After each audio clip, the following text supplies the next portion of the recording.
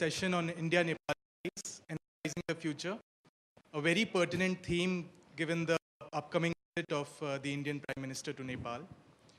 We have with us Mr. Prashant Jha, Associate Editor of the Hindustan Times and former columnist of the Post, Mr. D.P. Tripathi, General Secretary of the Nationalist Congress Party, Ambassador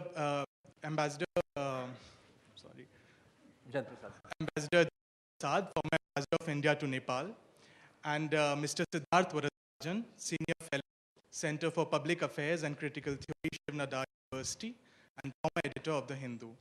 Mr. Varadarajan will be chairing the discussion. Before we begin, may I please request you to turn your mobile phones on silent. We also have with us Mr. Sujeev Shakya, author and founder CEO of Read Management, who will be joining us via video link from Kathmandu. May I please request you to turn your mobile phones on silent? I now hand over the stage to Mr. Varadarajan. Thank you very much. It's a pleasure to take part in this event of the Aspen Center. I think the topic. Oh, it's okay. Is it an echo? The topic that we have. Right? Yeah. Can you? Yeah. Is it fine now? Okay. The topic that we're discussing is one of the most when it comes to foreign policy. The fact that the aliens of the neighborhood, boss.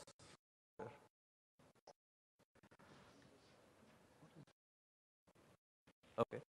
The salience of the neighborhood in India thinking and practice has waxed and waned. I think we pay attention to the idea that Asia and the countries are the most important to view. The first stop in any aim furthering India's national interests and strategic interests. I think often we stop at lip service, or we've tended to stop at lip service because of the amount of mind space that India's neighborhood among among civil society, in the media, and of course, as diplomatic goes. Decade or so that India has made a conscious effort to ties, economic ties, to get rid of the old as a meddling, interfering big brother, has unfortunately our and it's in that context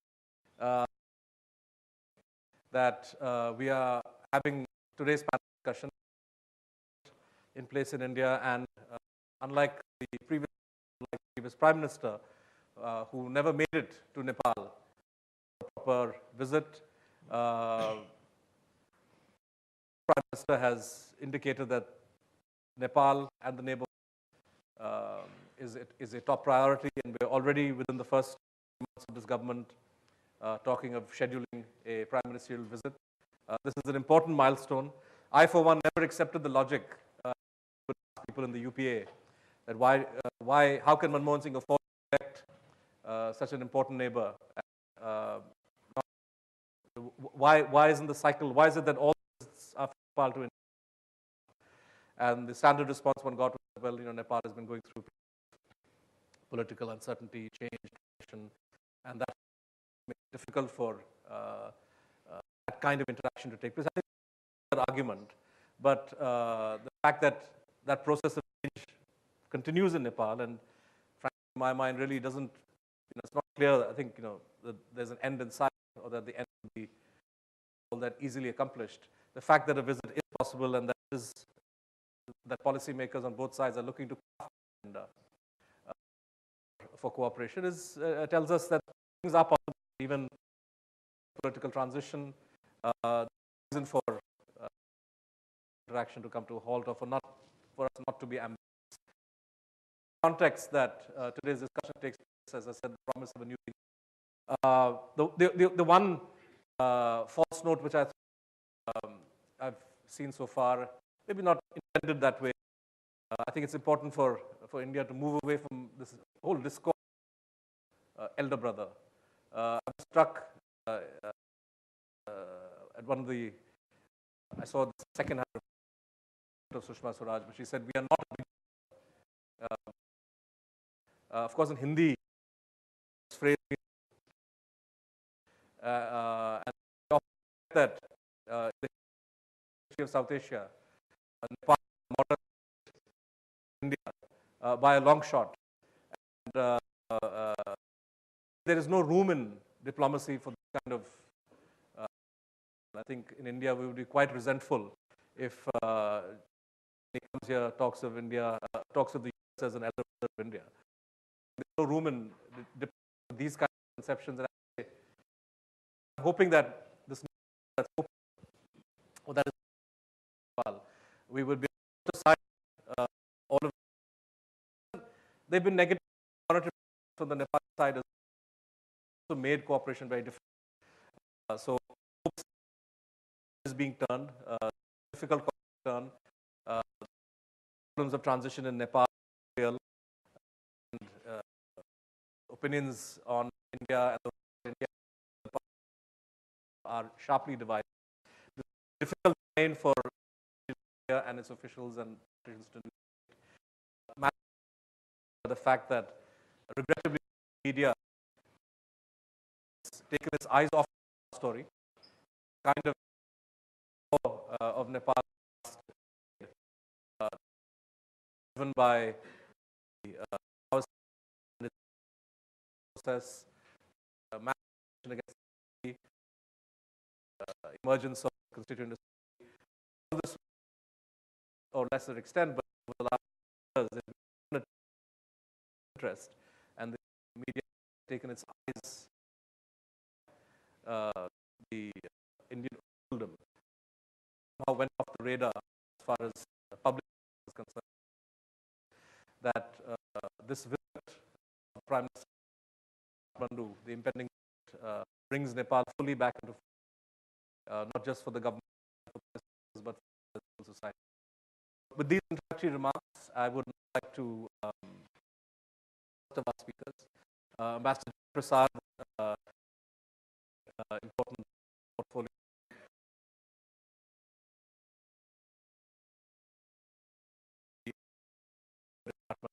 As our former ambassador to Nepal. It's fair to say, as somebody who was looking so closely, that his role as ambassador was in many ways a transformatory one, and the insights that he has and the perspective.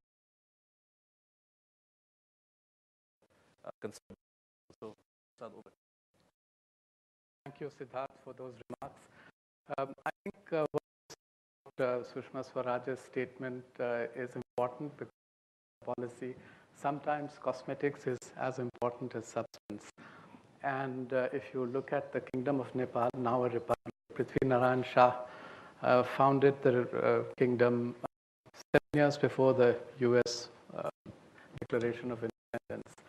And something that I said in a very minor closed-door meeting of the Nepal Bharat Maitri Samaj office, that by my reckoning, independent status of India, which is 7 years old, Nepal is more an elder sister to India than a brother. That preceded me, luckily, everywhere I went subsequently, and that put me in good stead. So to provide the context of what we are going to discuss today, I'll remind this audience that we terrain with Nepal south of the Himalayas. That's important. And we are bound together by cultural congruence and familiarity. And the links of our civilizational concepts, as you all know, Pashupatinath to Kashi Vishwanath, from Lodhi to Bodh Gaya and Sarnath, from Tirupati. And at the people level, relations are more are closer and more multifaceted than relations between any two countries in the world. And I'll give you a of the mill-to-mill, military-to-military relations between India and Nepal. Independent India has not harbored troops. I'm not talking about the guerrillas who are still recruited from Nepal. I'm talking 48, 49, when it was around were evacuated for operations in Kashmir, government areas now, and operation in Hyderabad. Nepalese government for a contribution. Size brigade was assembled, drawing units from all 18 regiments of the Nepal army, and they were deployed in India despite the protests of one of our countries. Indian and Nepalese chief have honorably joined each other's armies, and this investiture state, and usually the first after appointment of Indian Army chief and the Navy are Kathmandu and New Delhi respectively. And, to give you an example of familiar, Umesh Gurung, who Chandra Bahadur Gurung,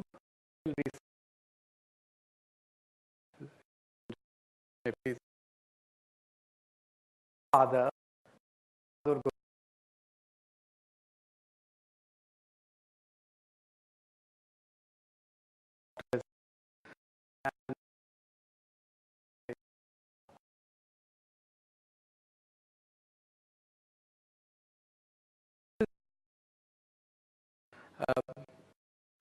soldiers have been stationed in Singapore in the past, in Hong Kong, and fought in Albinas, but passport holders are not allowed to in the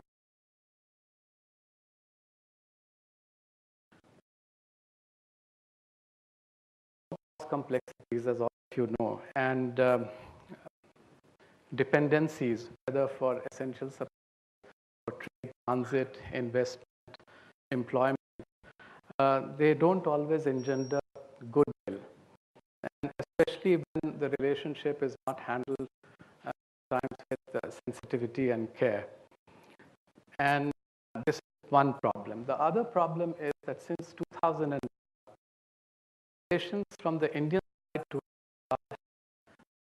holding pattern, they have been cataclysmic change, beginning with the 2001 and the coup by then King Gyanendra, the people's movement, peace point agreement in 2005, peace agreement in 2000, constitution, the election,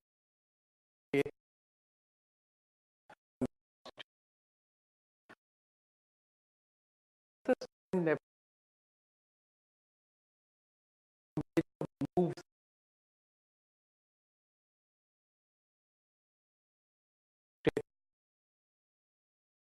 neighbors, new constitution, and on how these ties should be taken. So we activated all the mechanisms that in our day-to-day relations. I take greater exposure to India. In fact, it has expanded the world.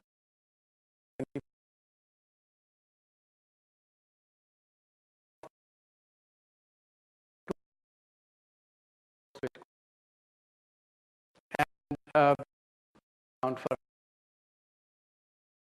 and so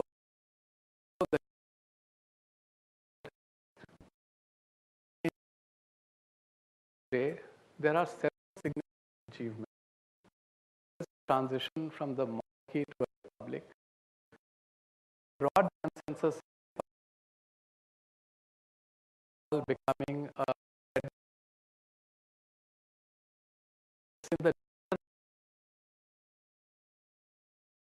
the and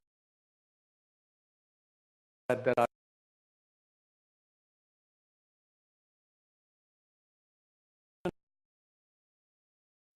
civil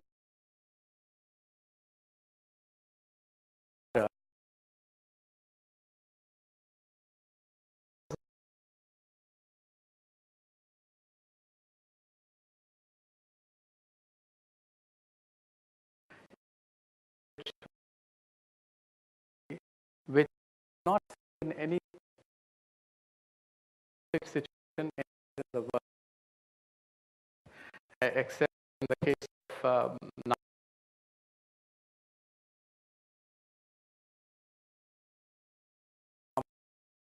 great armies of the world. But there is a big, they set out to write a constitution in a 8, and we have a second constituent assembly which was elected in November last year. 8 months have passed. The political leadership passed the constitution within the elections, but there is no sign of it as yet. Now, what can we do to energize the future? And 2 minutes on two aspects of this issue. One is at the micro level, and one is at the macro level. Micro is at the people-to-people. We have an open border with Nepal, and Nepal has a resident population of 27 million, and roughly a fifth to a quarter of that population lives or has connections with India. So we have a great challenge to make it a bridge and not a bridge. Several things that several measures need to do far more to make it border without compromising, of course, our security concerns because of the nature of the border. We are also huge influx of Indian currency in Nepal because population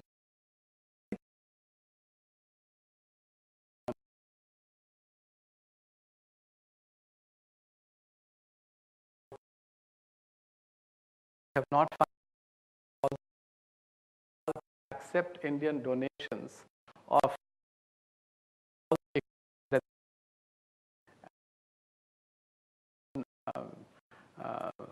mechanisms, procedures without any Indian handling that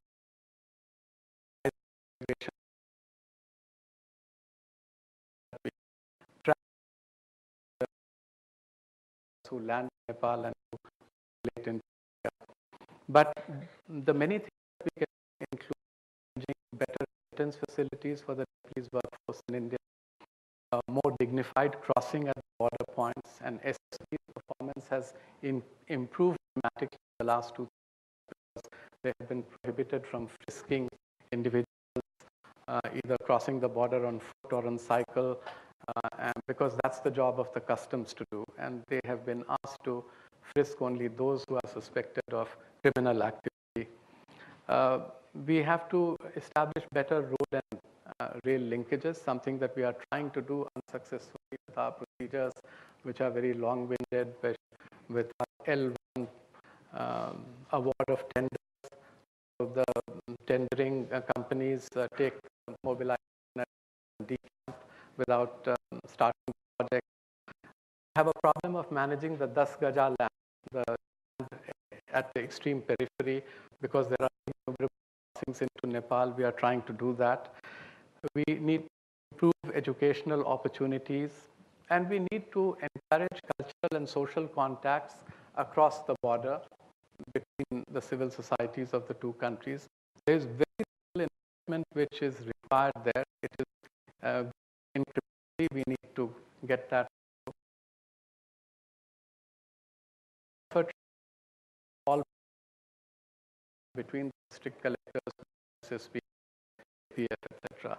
For the larger transformation picture, there are 4 or 5 big things that can be done, but these cannot be done immediately. They will take time. One is hydro power production, and we can discuss this during the comments or the question answers.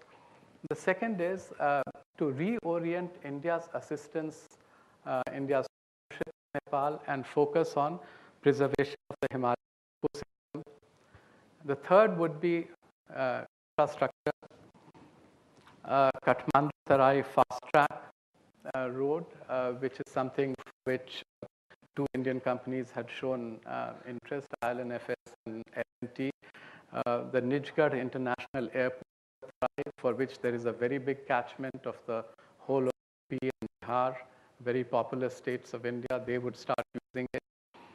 And a road in western Nepal across Mahakali, because we have a road which is really old, rickety.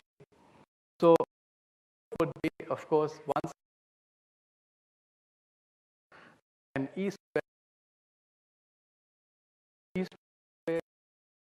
easily an Indian company that has, but it's not currently viable. And if we have connectivity from Kathgodam to Mahendra,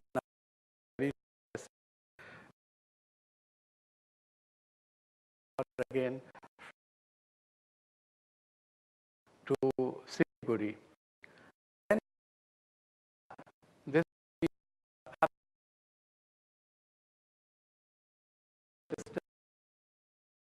and northeastern India are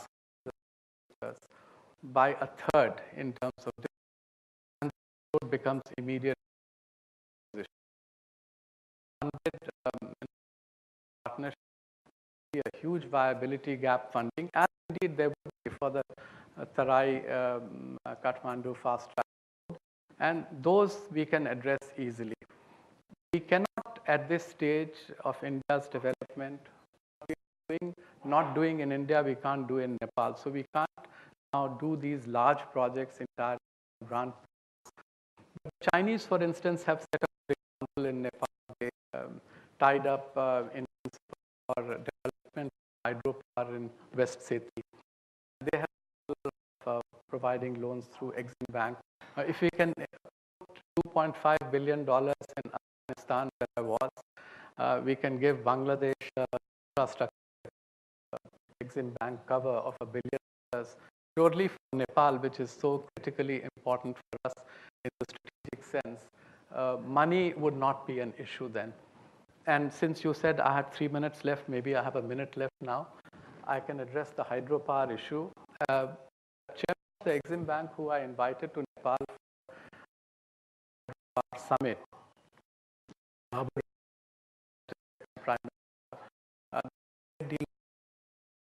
mood in Nepal has begun to change.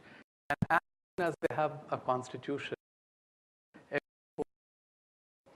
projects are forward.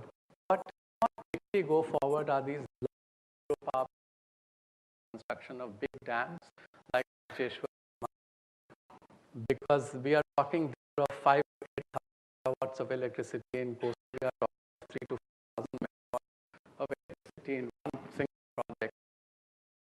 This government 8 years ago had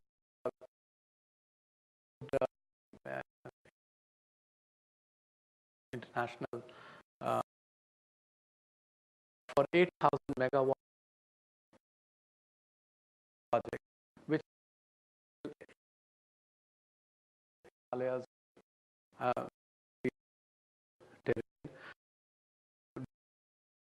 the population, the settlement population.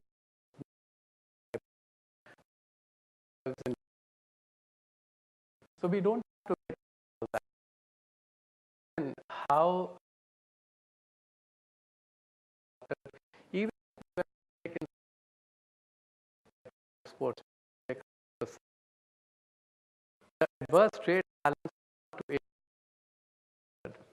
it can only be if you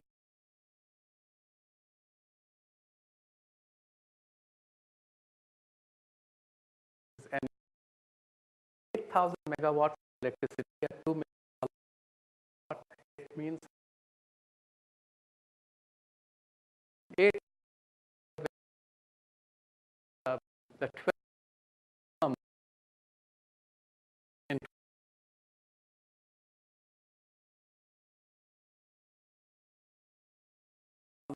wind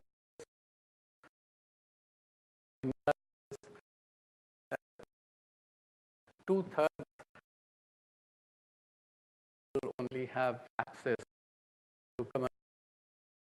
And if we don't have that in Nepal, now building, we have alternate plans. We have started at Farah, coming at Buxar, all along the Ganga. By using our waterways, we are going to import from Australia and Indonesia and build super stations, which means that North UP, North belt of Nepal will see in the future. So this is Nepal. Nepal can, according to said, instead of going to London and New York to raise money, he would have to come to Kathmandu 15 if this was to happen. I thank you.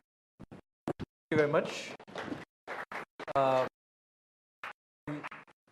Interesting is there discussion, concrete discussion forward. Our second speaker,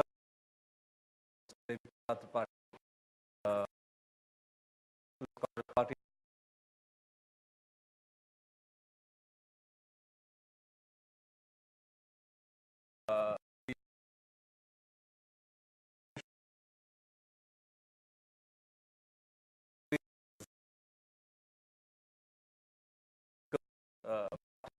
Nepal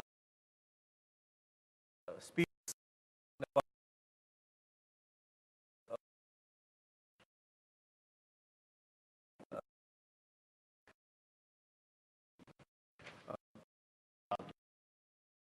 And I'm Ambassador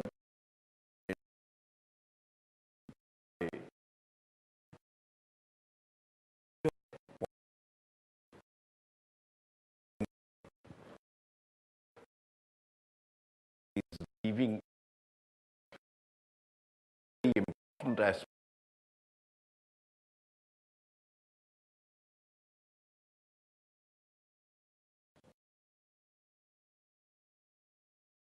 Economic aspects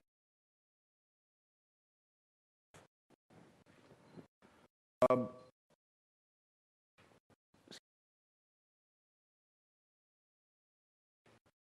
been relations. The Nepal of 2000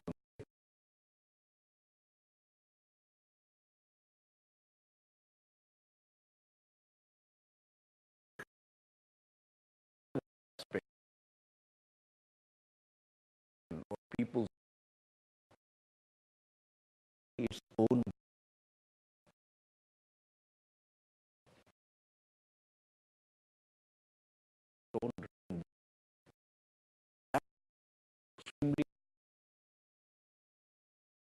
it's a political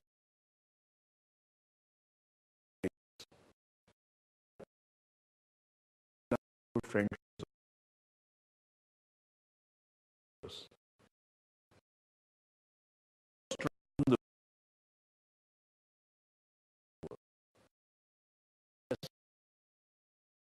without in the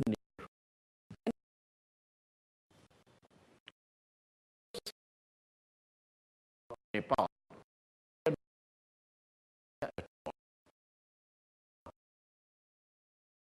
It's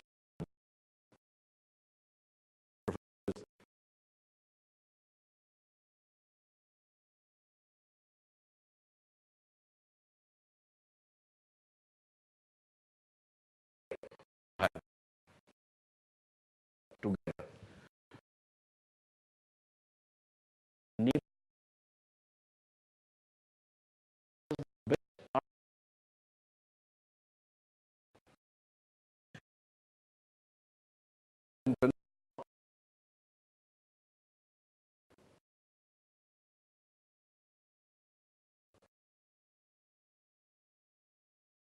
Parliament, people lost.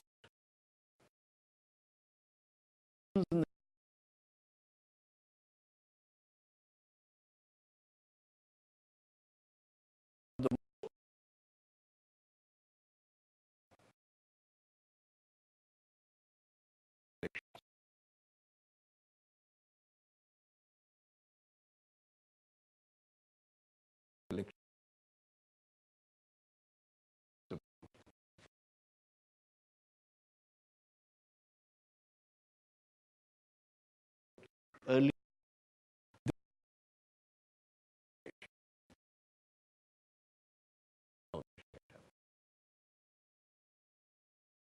is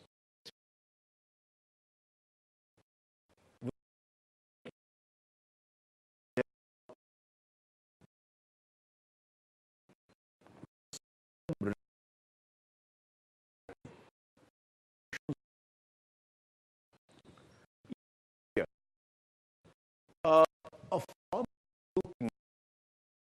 country land is unique in the world,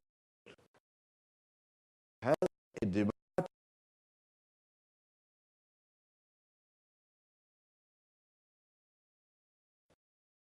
You, Mohan, they are some smaller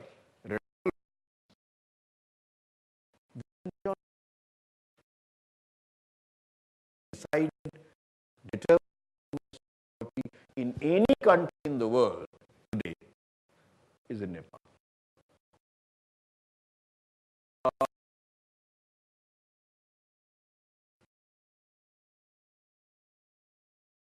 Now, of course,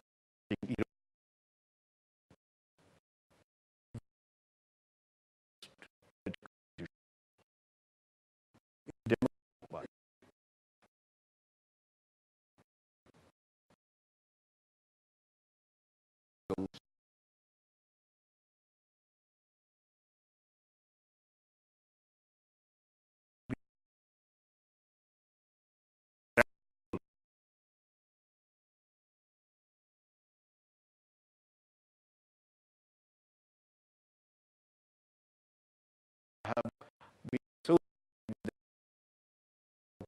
uh,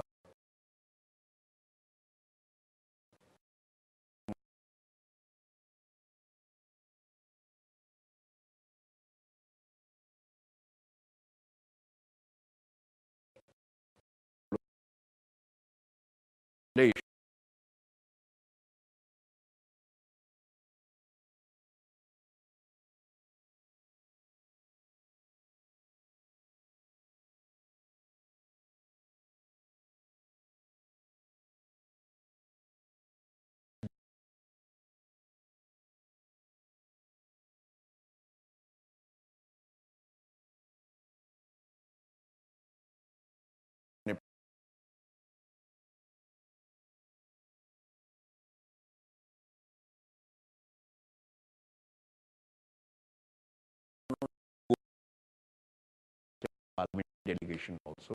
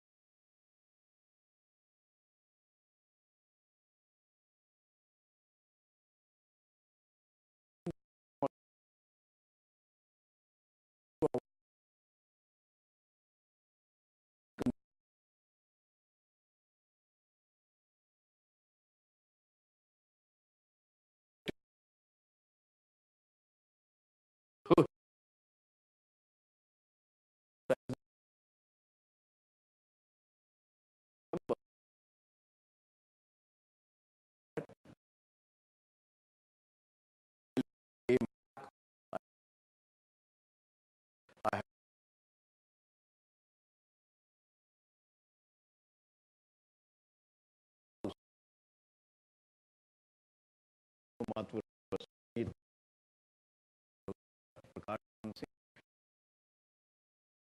take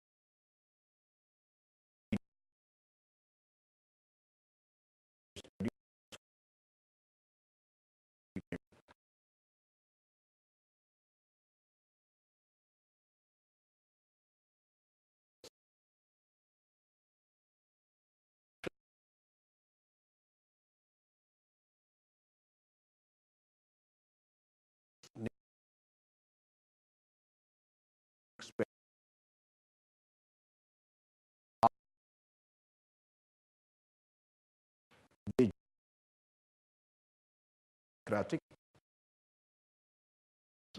ministry. If you long history,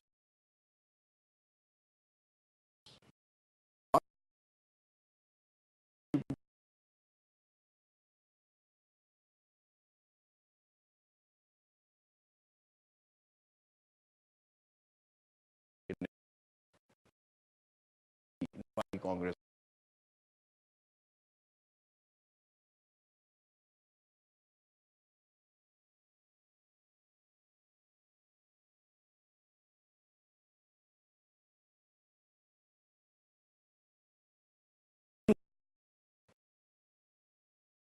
well,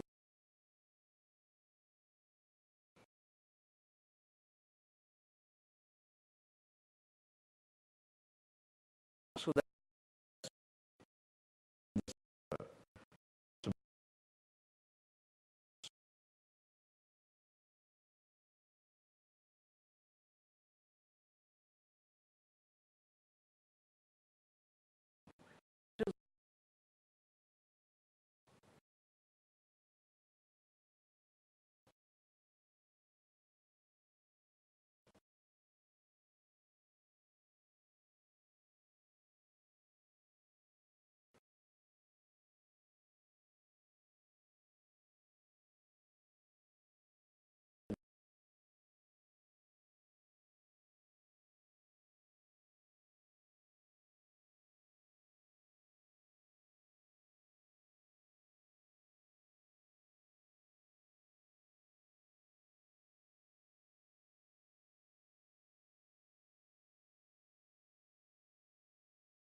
three minutes, there were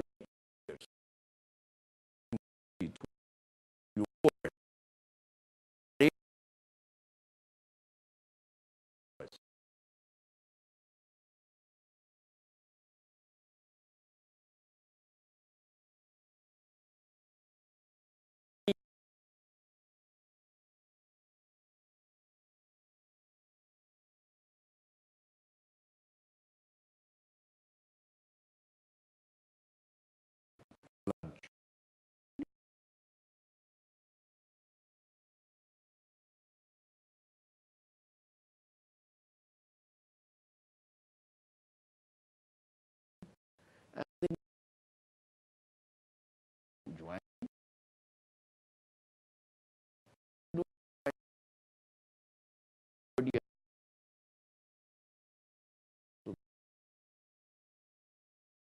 all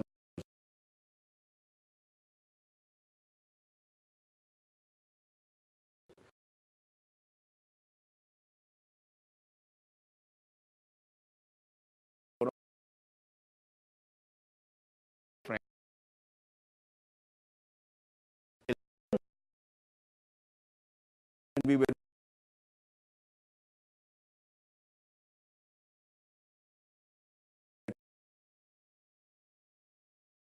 from okay.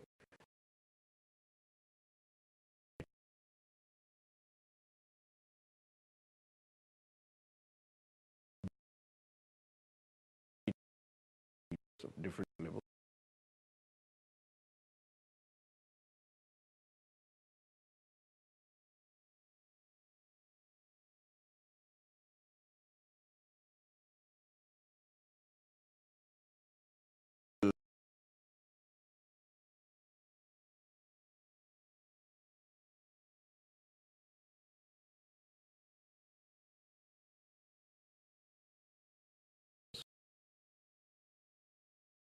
Not part of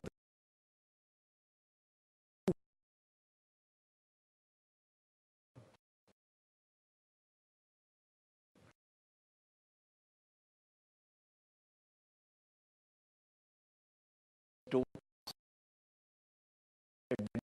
they are very power.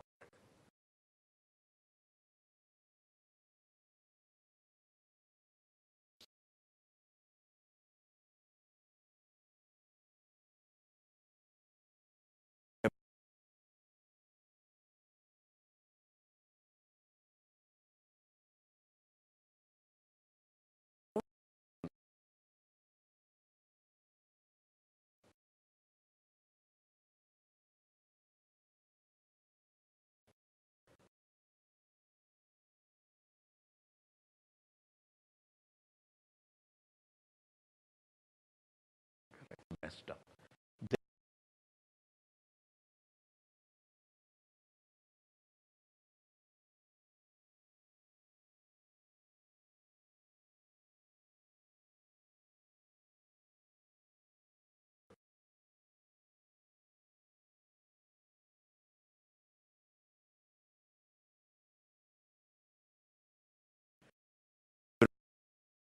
Should be some leadership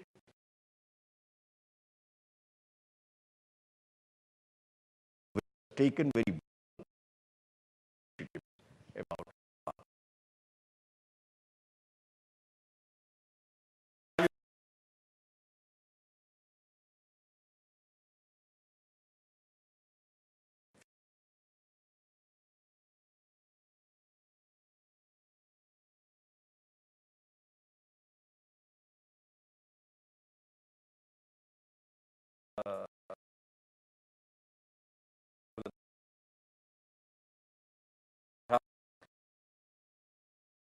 Useful look. One of the more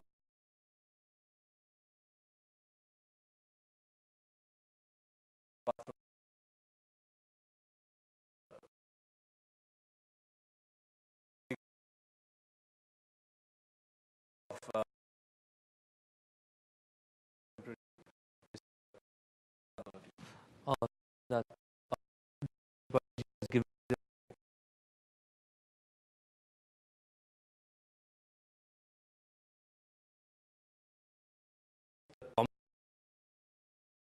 different political stream.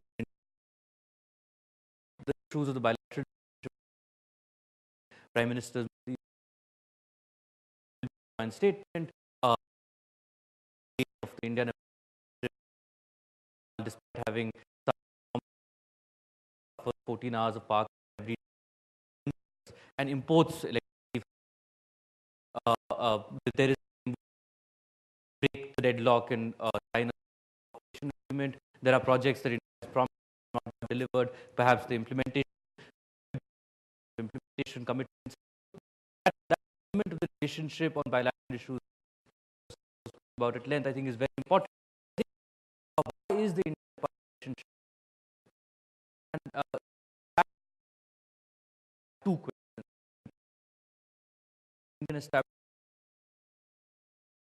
And this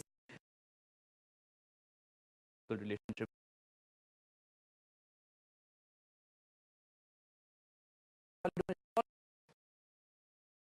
why there is resentment in Delhi, has visible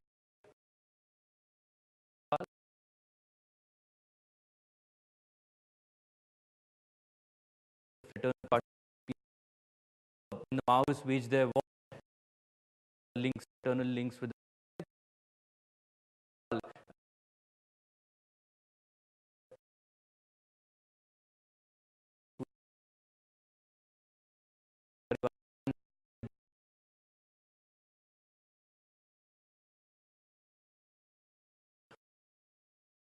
all this. This is the uh, is in politics, and I think the question for the government and for the new government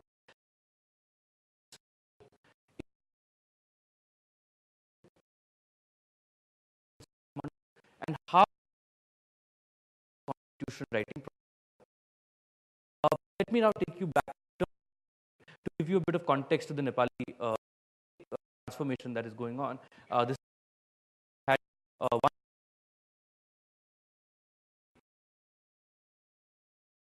with the sovereignty lay with people, and the monarchy was abolished. Then there were tensions for 3 years, Maoists and the non-Maoists, isolated, had structure, and were non-Maoists felt. But I think we have resolved now. No, are not a part of the elections. They have demitted office. Their wartime structures, army, which Ambassador Prasad also referred. Without there is a level, and Maoists are an integral part of the democratic.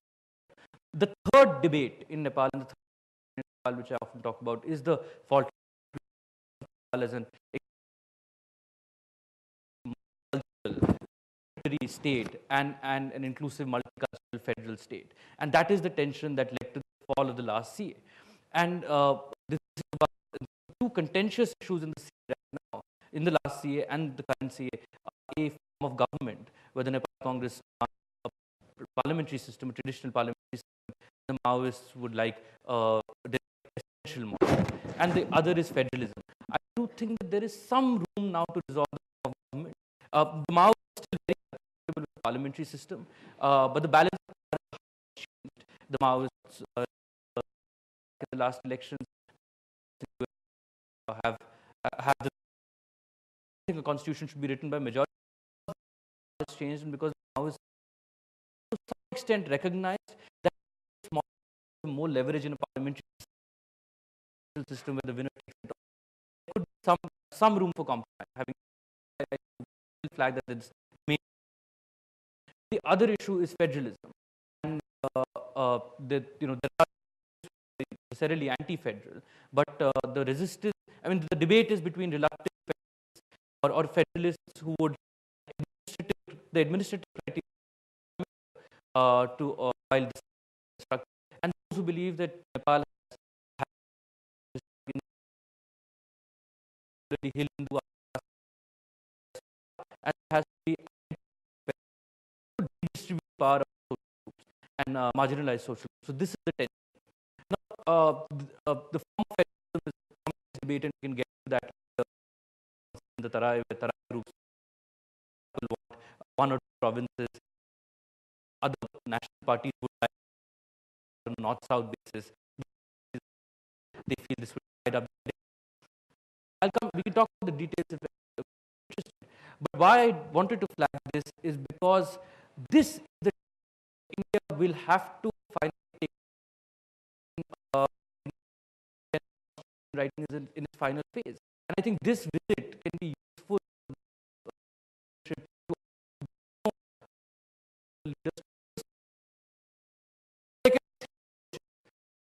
completely hands-off approach.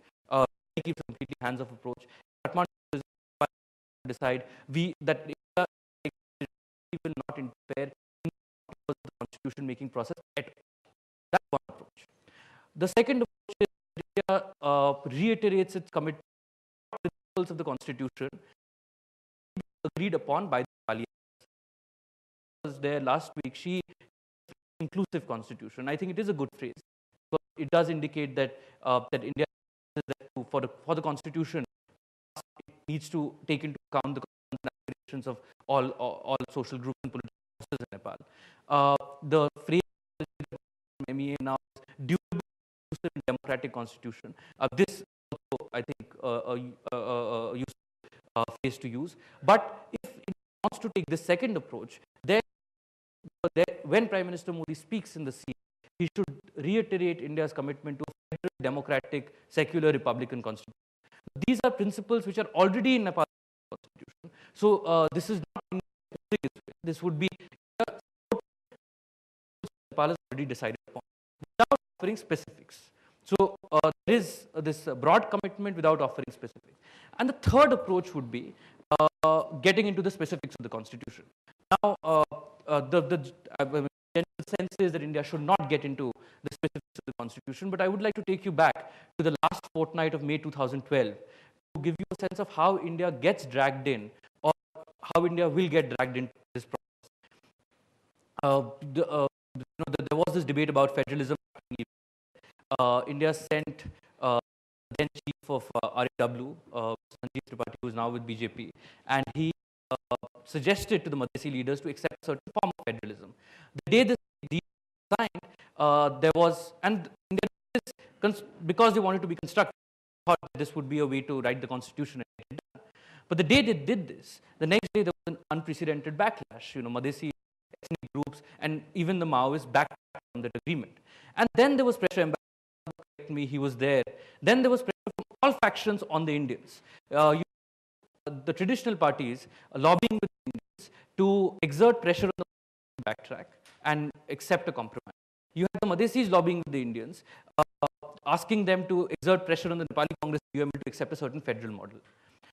From my understanding of that fortnight, India decided to retreat, and they felt that this was an internally it was internally too polar.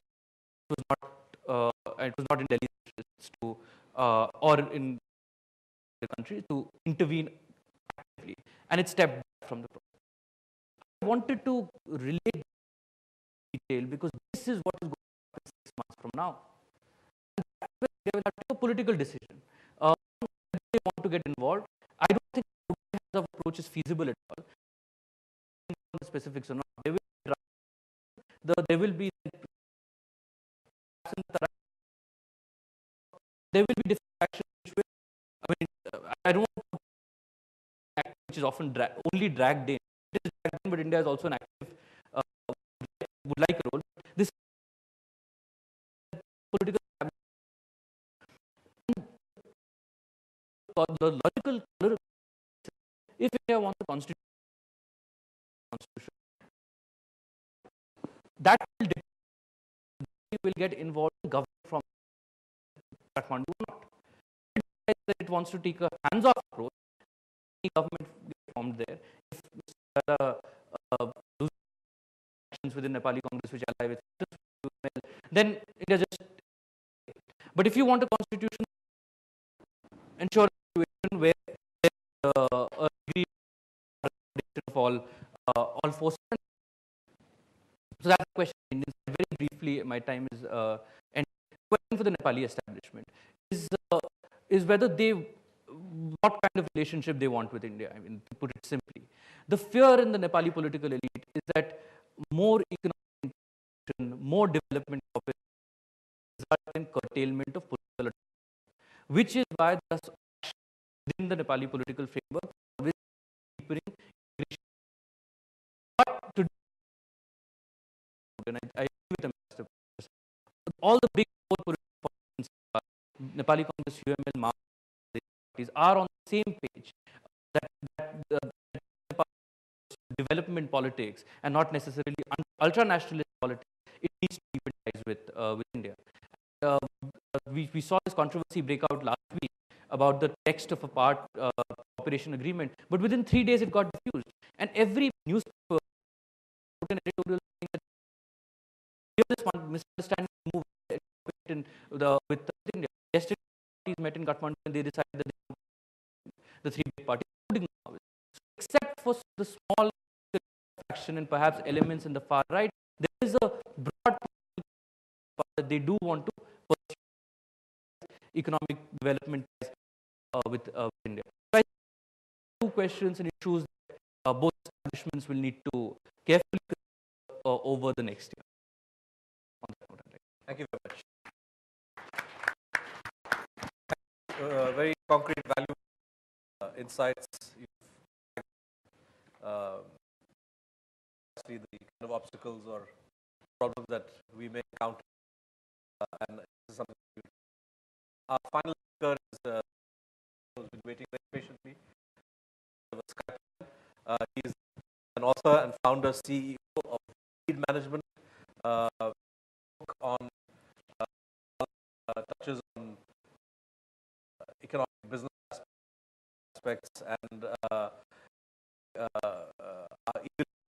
views in this discussion on how he sees things perspective as some the rest of us are really wise and entrepreneurial economic issues. Sujeev, 10 minutes.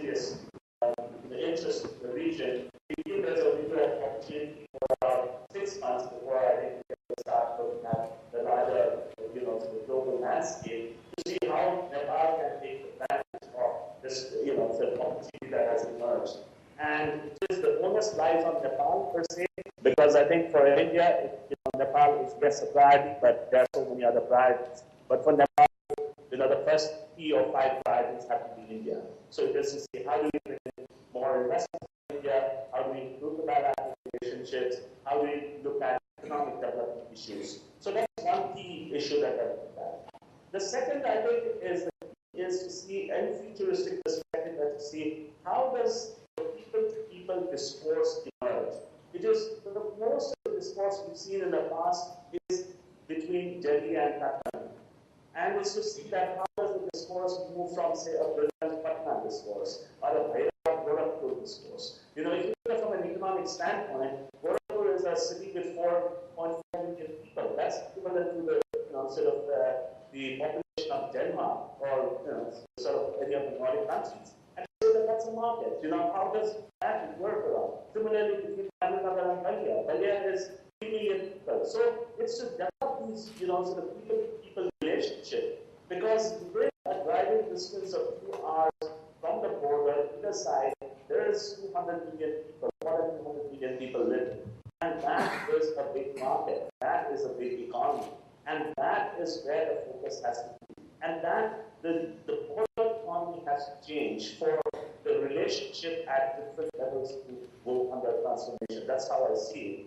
And it's to see that how we change the border, the perspective. So how does that relationship, how does that relationship change? How does the image? I think that's the people-to-people issue is a big one to look at. Similarly, if you look at from an economic opportunity, say in the Indian side, I mean, in Sikkim, I've always continued to talk about how Sikkim should look at Nepal as a market for its tourism. 10 million people can drive into Sikkim within 5 hours. So that's a market, rather than trying to, cloud the discourse with political and historical issues.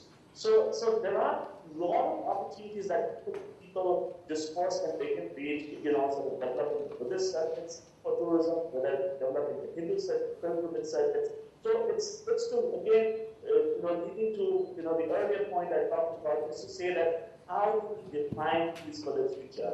I think we have had a lot of issues in the past, but then how do we relook at the relationship with a fresh pair of lenses would be key. And the third issue I would like to bring up is that of the sub-regional and East South Asia discourse that I talk about, is to see that how does integrating, how does Nepal can help in integrating Northeast India.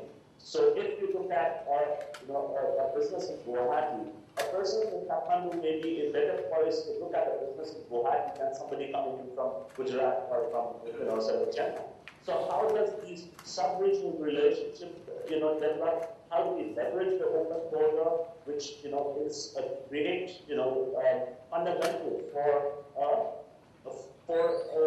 economic cooperation region to develop, and to say that how more cross-border investments can take place. Somebody with, say, 10 crores of rupees in Siliguri would be more willing to come in and look at investments in eastern Nepal than to look at investments in Delhi or in Kolkata. So how do we look at these relationships in developing, and to see, take the larger relationship with a sub-regional perspective, and to see how does Nepal can really help to integrate the Northeast, build up the relationship that we are talking about, building up the newer Silk Roads, about relationship with Myanmar.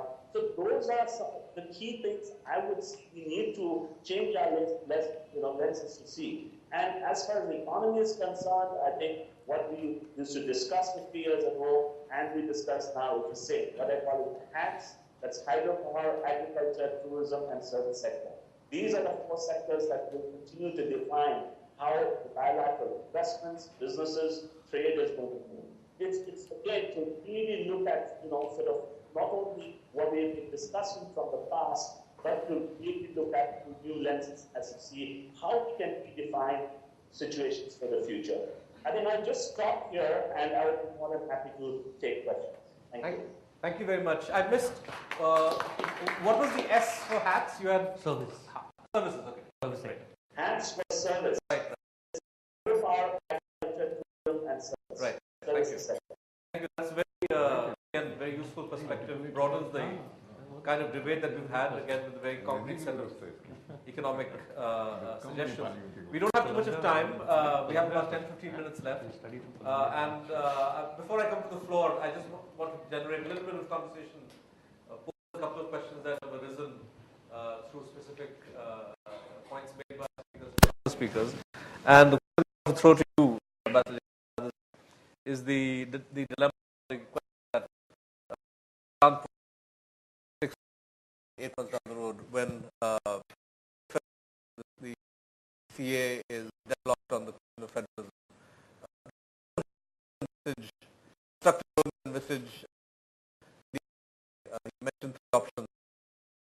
Which of these options do you think are the most likely? I think it's clear it's made about having a democratic solution to the destruction of Nepal. Is the orientation of the previous government is to the Nepalese consensus internally established that Nepal will be a secular democracy. I think it is repeated in these words. This is pretty much the sentiment that our political engagement with Nepal. I have to tell you out of what PT presented. And I think that if India were to involve itself in the fundamental issues that divide the Nepalese polity, it should not be done through the bureaucracy. It has to be done through the political channel. And one of the lost in the relationship with Nepal is the inactivity that Nepalese leadership. The early leaders of Nepal's democracy are also fighters for India's independence struggle. And more than one Nepali prime minister has been jailed by the British in India for contributing to that struggle. And this connectivity, and after which was very successful, I say that a bit of a paradox in India that we have a Naxalite problem and a Maoist problem which we haven't been able to solve, partly because of how the Nepalese are by nature a little bit different from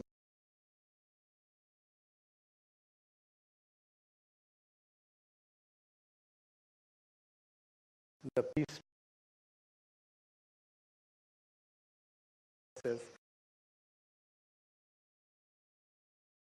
opportunity.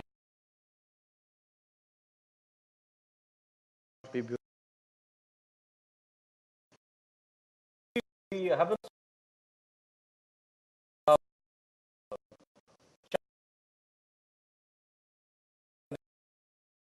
any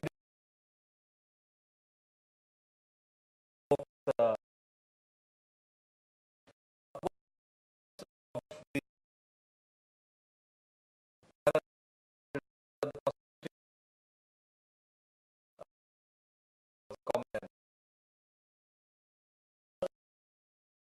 The way I look at it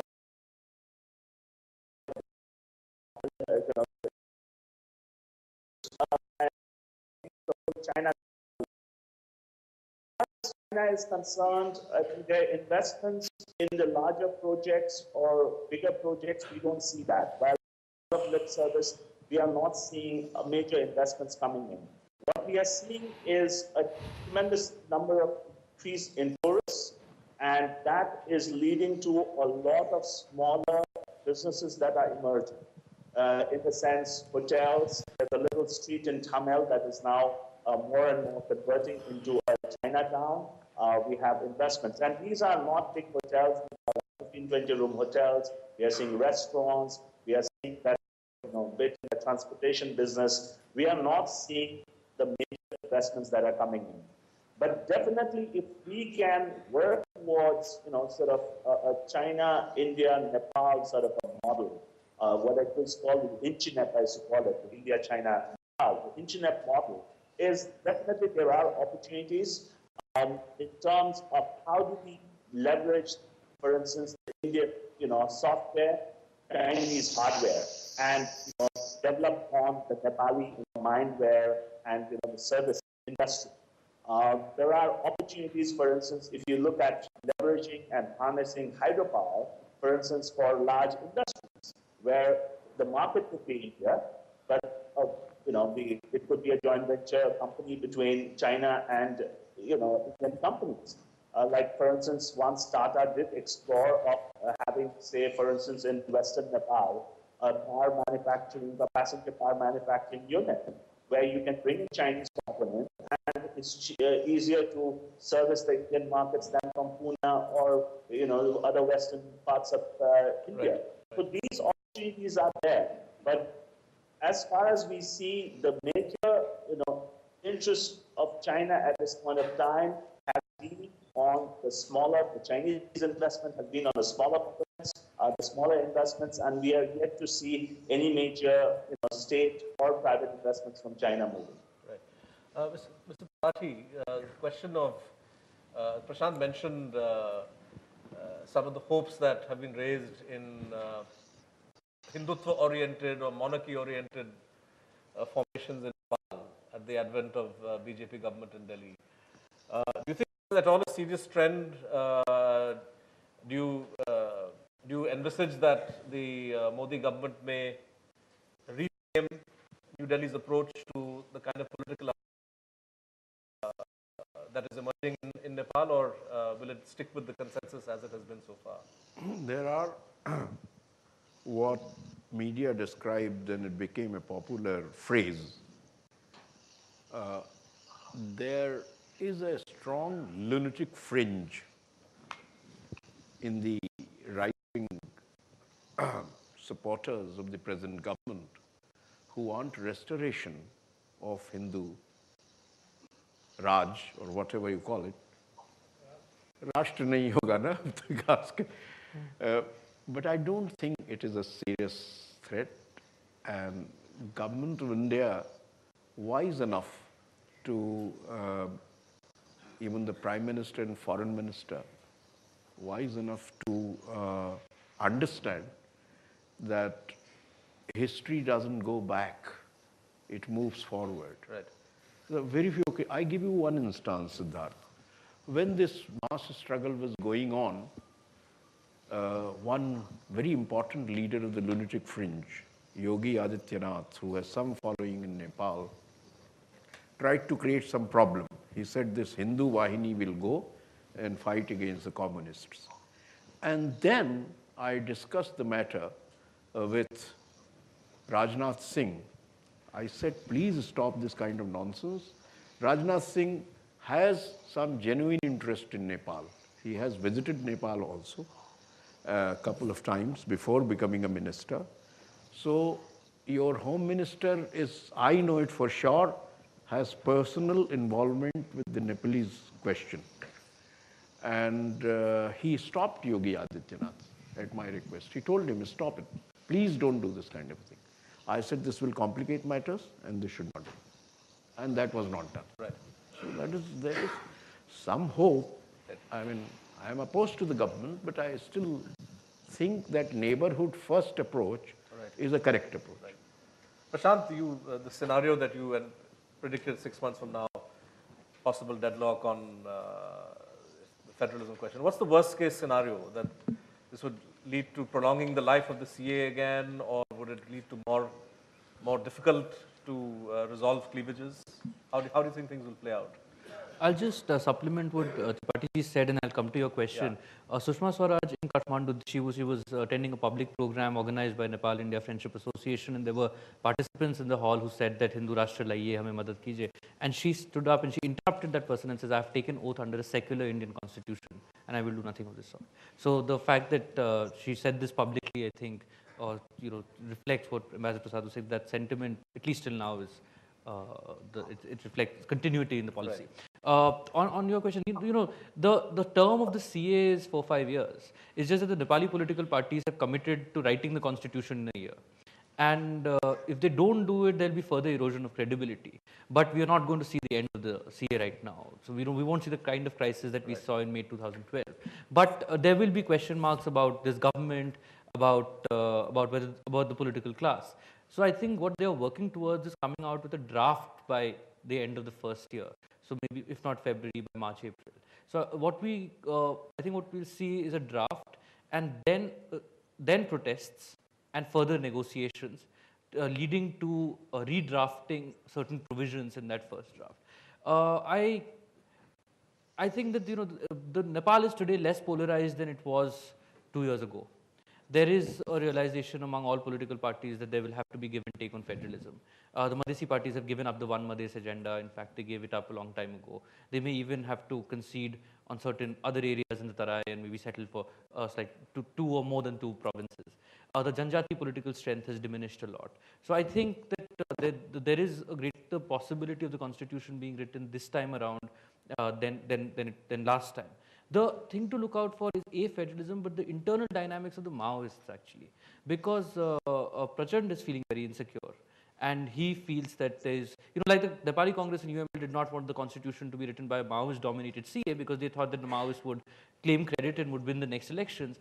The Maoists, Prachand recognizes that that if the Nepali Congress and UML succeed and he doesn't have any role, his political future is not very bright. So he wants some space in the constitution writing process. And till now, NC and UML have been reluctant to give him that role, maybe the chairperson becoming the chairman of a high-level political committee. And because he has not got that role right now, he is, I think, struck a working understanding alliance, a formal working alliance with Kiran. Kiran's line is against this process. So does Prachand manage to bring Kiran drag process? Is, I think, will have more of an impact on constitution writing in the short term. Great. We don't have too much of time, but I see a few hands in the audience, so I'll take maybe 2 or 3 questions. Ambassador Jha, you had a question. Please go first. Thank you. Chairman, the thrust of the visit, as far as I'm aware, and given Mr. Modi's complete commitment to economic development, not only of India, but of the entire SAARC areas, would probably be in the economic field. Now, the economic field, I would like to suggest that as far as the hydroelectric projects are concerned, the 83,000 megawatts is the Nepalese potential in that field, is an enormous thing. We should, unlike in the earlier years, which I was a party to it, unfortunately, we should be very, very generous and give them whatever they want and do it to the best. For example, in the earlier years, they used to insist on the DPR being prepared by a third party, a third country. We used to be unnecessarily difficult on that. For example, they would want, in order to retain some control over power generation, 2 power stations, not just one on the Indian side only. We give them 2. Similarly, involve them in the construction and even the preparation of the DPR to the maximum extent possible, because their projects, their country, beneficiaries are both countries, and we should do it that way. Other thing I'd like to suggest is that why not form something in Nepal, like a green army? There are any number of retired ex-servicemen, Indian Army, British Army, etc. They number over 1 lakh. They can form the basis thrust of it for the reforestation, which Prashant would agree are very, very bare, and that will help both our countries, and we should sponsor it and also finance the idea. Thirdly, I believe in India we have a system by which the financial aid to the health states of India is calculated in a different manner from that of the plains. Why don't we apply some similar formula for Nepal also, so that our aid to Nepal increases beyond what it is now? Fourthly, that we must ensure that whatever projects we take up in Nepal, we finish on time. This is a common complaint in all our neighboring countries, whether it's India, whether it's Sri Lanka, whether it's Bangladesh, anywhere. It just doesn't get taken up in time, never gets completed in time, and the Chinese projects are completed in time, and they point to that. Lastly, I'd like to compliment Prashant on his presentation, but may I just mention 2 things here. You see, you have to find a balance between complete detachment and a certain amount of involvement. It's very difficult to outline the balance, how it will come, something that evolved by itself. And I can understand that, I quite comprehend India not remaining completely out of it. But please also remember that there are legitimate security interests that India has in your country, which we cannot ignore, neither your side nor ours. Thank you very much, Chairman. Sir, briefly from you. I have 3 very, very brief questions. The first question actually is an extension of Siddharth's question, where he talked about Sino-Nepalese ties, you see. There is, in spite of the historical closeness between India and Nepal, there is a growing perception in India that Nepal, in fact, is getting closer to China, not merely on the economic plane, but also along political lines. The very term Maoist perhaps indicates a Chinese connection. Now, I would like you to let us know whether this would be at the cost of Indo-Nepalese relations. Secondly, there is also a perception in India that Nepal is becoming a safe haven for terrorists. Terrorists either crossing over to India from Nepal or crossing over to Nepal after their very ominous activity. And in fact, some terrorists, particularly Pakistani, have been nabbed in Nepal itself, you see. So what the Nepalese government would take, particularly before the Prime Minister of India visits Nepal. And thirdly, there are reports in the press that the Nepalese government may be rethinking on allowing recruitment of Gorkha soldiers to the United Kingdom and India. Now, what is the latest thinking? There were reports in the press that say, henceforth, no more soldiers from our land will go to India or Great Britain. Now, these are the three things on which I would like the entire panel to comment upon. Thank you. I'll take one last question. I think you had a hand up there. Yes, sir. Okay. Go ahead, sir. My question is to Prashant Jha and pertains to this constitution-making process. As I see it, the federalism, the demands, the opposing demands of the Maoists and of their opponents are irreconcilable. So consequently, and it's partly due to what you brought up about Janjati political strength. As I see it, the Janjati political strength really lies with the Maoists. So how do you see any draft constitution getting around this problem? Thank you. So we'll take responses to these questions or any concluding comments in reverse order. And I'd like to start with you, Sujeev. Do you want to respond to anything that you've heard or make any final comments before we wrap up? Sujeev? I think we've lost him. Huh? I'll come back to Sujeev maybe. Prashant, there were some questions directed to you directly. And well, on the federalism thing, if you just look at the texts that the parties have offered in the manifestos or so on, then it does look irreconcilable. But I think if you look at the political conversations that are happening between leaders, there is meeting now. It's a very difficult, contentious debate. I mean, it is the reason why the first CA failed, but there is meeting ground. Now, the meeting, for instance, if the traditional parties insist that we are going to have north-south vertical provinces, then there will be no constitution, because that's something, and only north-south vertical provinces, then that's something that Madhesis can't accept. They will walk out, they will burn the constitution the next day, and that will be a difficult problem to manage. But if the Madhesis insist that there will only be east-west, then I think that will also now, the balance of power is such that they will not be able to push that through. So I don't know whether the audience is really interested in the specifics, but I think the compromise would be that you have from the Madhis heartland, which is from Biratnagar or from Saptari, which are the districts in Nepal, in the eastern Tarai, to Birganj becoming one province, and from Chitwan to another place, Nepalganj, slightly west of Nepalganj, becoming another province. But the far eastern districts and the far western districts of the Tarai may have to, parts of that may get merged with the hill province. Look, the hill mindset or the Kathmandu mindset is that if there are two provinces in the hills and we have no access to the border, Madhes will hold Kathmandu hostage, and through Madhes, India will hold us hostage. So that and the Madhesi calculation is frankly exactly that these will become the most powerful states, and we will be the most powerful units of the union. So there will have to be a certain compromise where they are assured that they have access to the border, and that within such provinces also, it's not as if only the Madhesis will rule. The Tara is also very diverse. Nepal is a place where it's a multi-ethnic country. Whichever way you carve out provinces, it will be a multi-ethnic province. The idea of identity-based federalism is to give a slight demographic advantage to marginalized social groups. So in Limbuan, for instance, in the Eastern Hills, they would have 27, 28% population, while the next group would have 23, 24% population. So there should be equal rights within provinces. That's another way to reassure minorities within provinces and other groups that it's not ethnic exclusivist zones. It's not Bantustan. It's, you know, these will be inclusive units. So there are, I'm just trying to suggest that there are ways to find a compromise.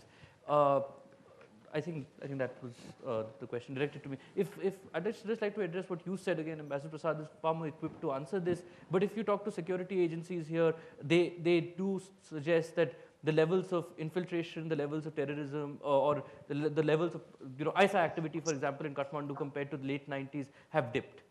And today the security situation is far better from the Indian perspective. There is also deep security cooperation. So a lot of it is not formalized. But if the Indian side needs somebody and they nab somebody, the Nepal police goes, nabs him and sends him across the border without any paperwork. The ethics of it are questionable, but you know, your work gets done. So I don't think you should really worry about the security question as of now. But of course, I completely agree with Ambassador Shah that there are legitimate security concerns because of the open border. Mr. Tripathi, anything that you'd like to respond to by way of closing comments? Yeah, just two very briefly. One on this whole debate on Sino-Nepalese relationship and India's concerns. I mean, this is something that I don't agree with. This entire argument which goes on, you know, so-and-so is so close to China, Nepalese are becoming closer to China. My point is entirely different. Again, I give you one anecdote. Prime Minister Narasimha Rao called me twice, only on Nepal. In his entire tenure, he remembered me only twice for a few minutes on Nepal. Once he sent me to Nepal, that was on his visit to Nepal, when UML had announced demonstrations against the Indian Prime Minister on Mahakali Treaty and this and that and blah, blah, blah, discrimination against Nepal. So he called me. And this again I am sharing for the first time. You'll be surprised. And this shows how secretive our establishment wants to be about even ordinary moves, which is not necessary at all. Politics is a public activity. Relations between the two countries, forget about security and other matters, they have to be where they are. And I was not handling security, I'm not in the government. Prime Minister of India asking me, you go there, you don't have to inform anybody, including the ambassador. So I said, Mr. Prime Minister, I assure you that even if I don't go, I'll organize on telephone that there are no demonstrations against you. But if I go there, I'll have to inform the ambassador because he'll come to know in any case. And he is my teacher. His father was ambassador then, Professor Bimal Prasad. So I said, if I go there and not inform him, he'll not merely feel angry, he'll feel hurt. So this is not done. So if you want me to go, then I'll inform the ambassador. I rather want your office to inform the ambassador that I'm going. So anyway, there was no demonstration against him. I went there. I was there for 4 days, came back. Second and more serious matter, on this whole debate on China, Tirupati session of the Congress was taking place. He called me, who all should be invited from Nepal? So I said, of course, Nepali Congress is there, but you invite the CP and UML also for the Tirupati session of the Congress. Prime Minister Narasimha Rao told me, but they are pro-China. I said, Mr. Prime Minister, you are such a scholarly man, you know the history and reality. Can China open its border for Nepalese? Can it open its country for Nepalese to work? Blah, blah, blah, you know all the reality, I stated. And then finally I said, Narasimha Rao ji, एक चीज तो याद रखिए, उनमें किसी का नाम चांग चोंग शोंग नहीं है. वो माधव कुमार नेपाल है, मनमोहन अधिकारी है, झलनाथ खनाल है, और कोई प्रो चाइना वाइना नहीं है. अगर चाइना तरक्की करता है नेपाल की तो हमको क्या प्रॉब्लम है? रोड बनाने दीजिए चाइना को, इस पे क्यों दुखी हैं? हमने कहा ऐसा है. This is what I told him in Hindi. I said, call them. Then he said, they will come. I said, they'll come. They came. The delegation was led by Sahana Pradhan, Ashok Rai was the member in the CPN UML delegation. And you know the first request they made? I ensured that Kishan Prasad Bhattarai addresses the Congress session on behalf of all foreign delegates coming from all over the world in Tirupati. I said that is the special relationship between Nepali Congress and the Indian National Congress. It should be reiterated. But I was amazed by the request of the visiting CPN UML delegation. They wanted a special darshan of Lord Venkateshwara. So, and I told Sahana Pradhan that, okay, I was supposed to organize this. I organized this and I jocularly told them while they were doing a darshan, I said, I have never done a darshan in any temple. I am against it. And I have gone to temple to see the architecture, nothing else. I never want to go do service. And if you ask our communists, they will be ashamed to hear this question, even today. I know some of the Indian communists who wanted to go to Haridwar and asked for a vehicle from me and said, please don't inform the party. But the CPN UML leadership requested for a special darshan, which I organized in Tirupati. So this is the scenario about the China versus India relationship and Nepal. I think, Professor Muni, I am right or wrong in this. You're right. Right. Is the line back up with Sujeev? Sujeev, can you hear me? No, I guess not. Oh well. Master Jan Prasad, anything you want to respond to? Well, I'm tempted to comment on Tripathi-ji's last comment, which is that there is a huge difference between the extreme left in India and the extreme left in Nepal.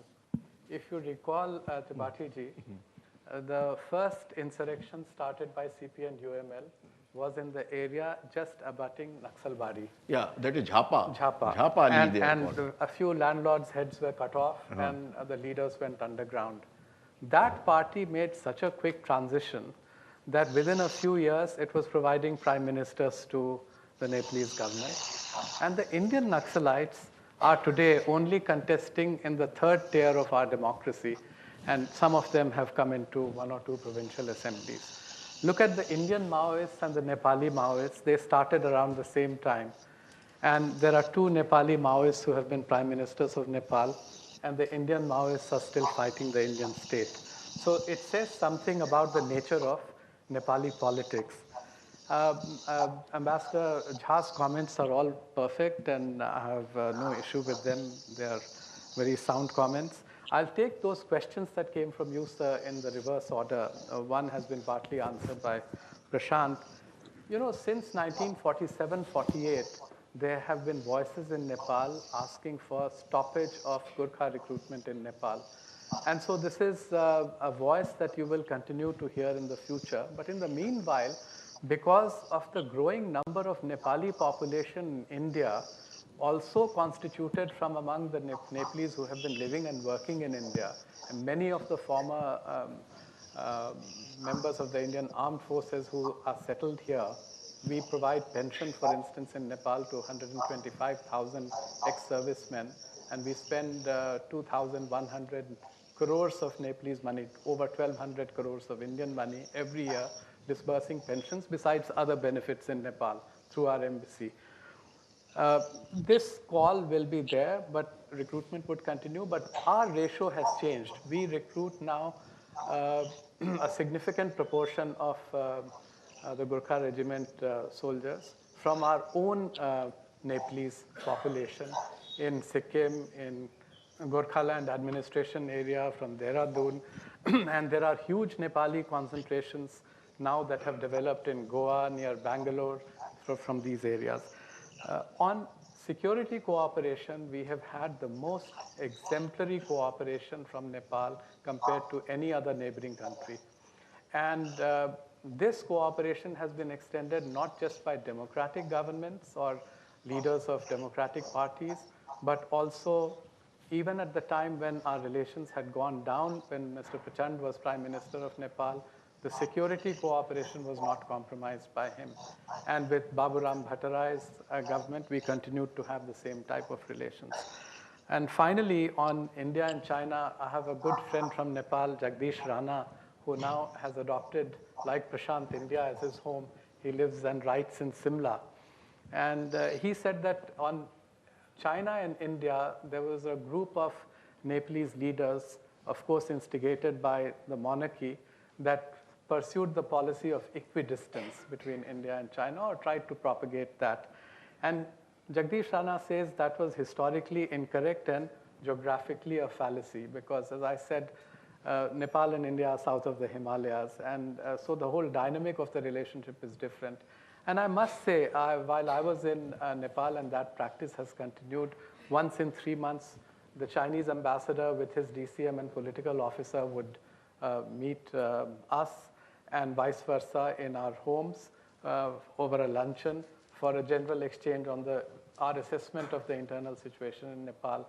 The moment that became public, the China baiting or India baiting or people coming to me to talk about Chinese activities in Nepal, which we have the capacity to monitor, and so does China have the capacity to monitor what we are doing in Nepal.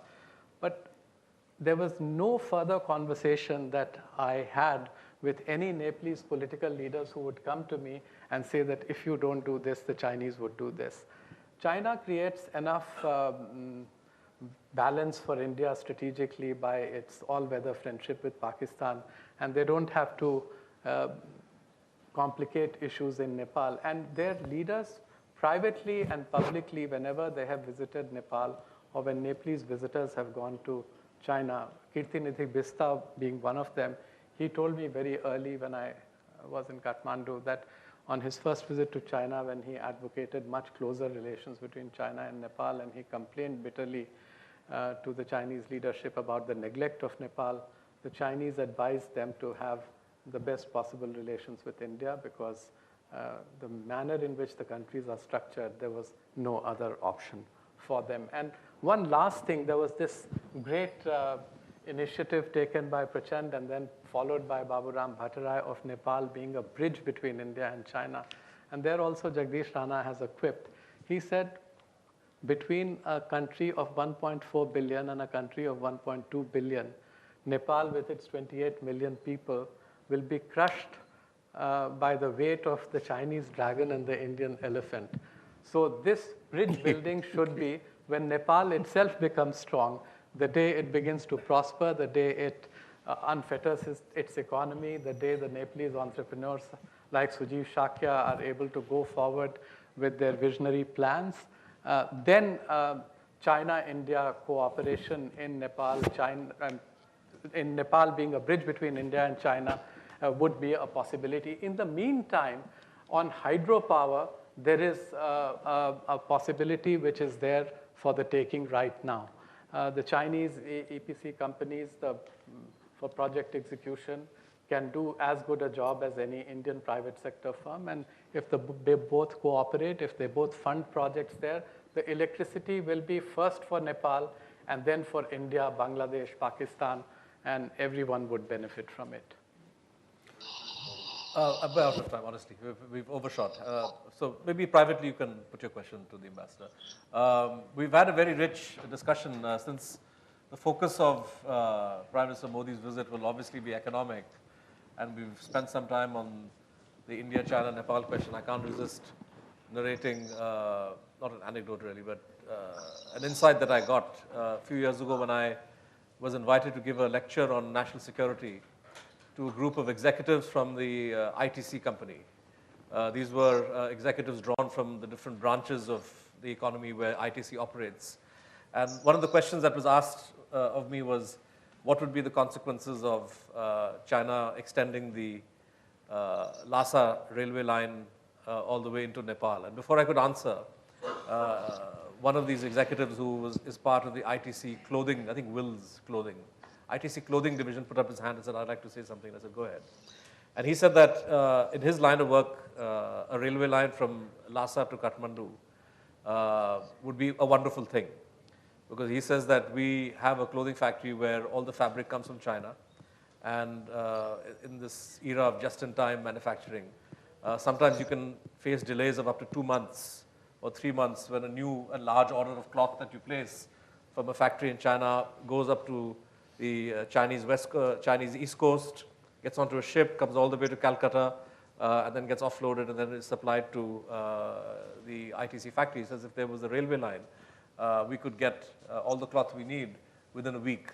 So I think it's important to think of the possibilities that get opened up if you have a normal economic relationship involving these three countries. But as Ambassador Jayant Prasad himself, as he pointed out, the crucial element here is Nepal's own capacity to play that role, and this capacity depends as much on the attitude that China and India adopt towards each other and to Nepal as to the internal dynamics within Nepal itself.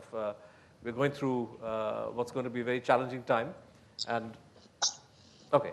Sujeev, before I wrap up, I'm not sure how much, did you hear any of the discussion? Is there anything that you want to end on? Any final comments before we close the discussion? You want to respond to anything that you heard? I think, I got a bit of the discussion to the end, but I think my final comments would still remain that, what I began with is that here is an opportunity to relook at this bilateral relationship. And I think if in India you continue to look at, Nepal as a haven for terrorists, what China is going to do here is not going to get anywhere. And vis-a-vis in Nepal, if we continue to make our nationalism being anti-India, it's not going to get us anywhere. It is relook at this opportunity and have to start working on all the formal channels, be it all the joint committees we have. That should, kickstart a lot of the joint committees. The Indian embassy here needs a bit more support, more people to help the team out here to look at economic issues and other issues. Similarly, we need to Nepal, which gets its ambassador there, have more people talking about promoting investments into Nepal. I think it's about a new way of looking at things. I think there is an opportunity. I would like to, there's been a lot of discussions we've had in the past. There'll be more what needs to be done. I think it's written, several people have talked about it, but it's now time to act, and here is an opportunity, and I think we should not miss the boat this time. Thank you. Thank you so much. I think this is the best way in which to end this program. Words of insight and wisdom from Kathmandu, from somebody who knows what he's talking about when he discusses the economic nature of the relationship. I'd like to thank all of you for attending this event. I'd like to thank our panel for their contributions. Thank you very much.